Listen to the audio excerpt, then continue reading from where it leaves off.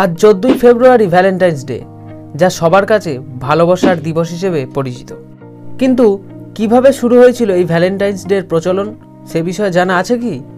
তাহলে চলুন আজ জেনে নেওয়া যাক কিভাবে শুরু হয়েছিল ভ্যালেন্টাইন্স ডের প্রচলন, কেই বা ছিলেন এই ভ্যালেন্টাইন্স।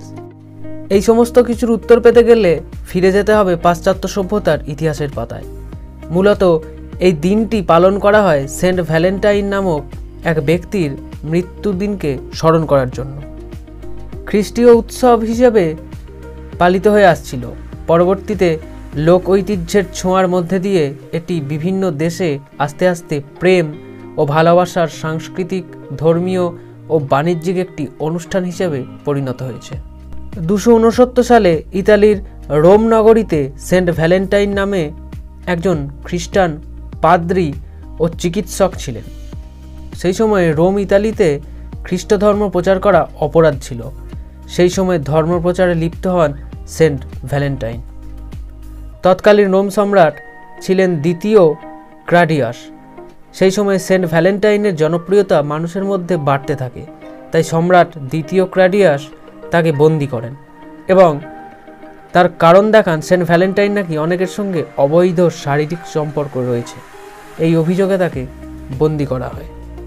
কিন্তু বন্দি অবস্থায় সেন্ট ভ্যালেন্টাইন করে চলেন একের পর এক কাজ। সেই সময় তিনি জনৈক কারারক্ষীর দৃষ্টিহীন মেয়েকে চিকিৎসার মাধ্যমে সুস্থ করে তোলেন। তারপর সেন্ট ভ্যালেন্টাইনের জনপ্রিয়তা বেড়ে যায় আরও, আর তাই তার প্রতি ঈর্ষাসিত হয়ে রাজা তাকে মৃত্যুদণ্ড দেন। সেই দিন ছিল 14ই ফেব্রুয়ারি। তারপর 496 সালে পোপ সেন্ট জেলাসিও প্রথম জুলিয়াস ভ্যালেন্টাইন স্মরণে 14ই ফেব্রুয়ারিকে ভ্যালেন্টাইন্স দিবস ঘোষণা করেন। তারপর থেকেই পাশ্চাত্যের সমস্ত দেশগুলিতে 14ই ফেব্রুয়ারি দিনটিকে সেন্ট ভ্যালেন্টাইনের স্মৃতির উদ্দেশ্যে পালন করা হয় ভ্যালেন্টাইন্স ডে হিসেবে। যেহেতু সেন্ট ভ্যালেন্টাইন্স একজন জনপ্রিয় পোপ ও তার সঙ্গে সমগ্র ইতালির মানুষের ভালোবাসার মানুষ হয়ে উঠেছিলেন, সেই কারণেই দিনটিকে ভালোবাসার দিবস হিসেবে পালন করা হয়। তো কেমন লাগলো আজকের পর্ব? ভালো লাগলে অবশ্যই কমেন্ট করে জানাবেন এবং সাবস্ক্রাইব করে চ্যানেলটির পাশে থাকবেন। ধন্যবাদ। মাঝে মাঝে তব দেখা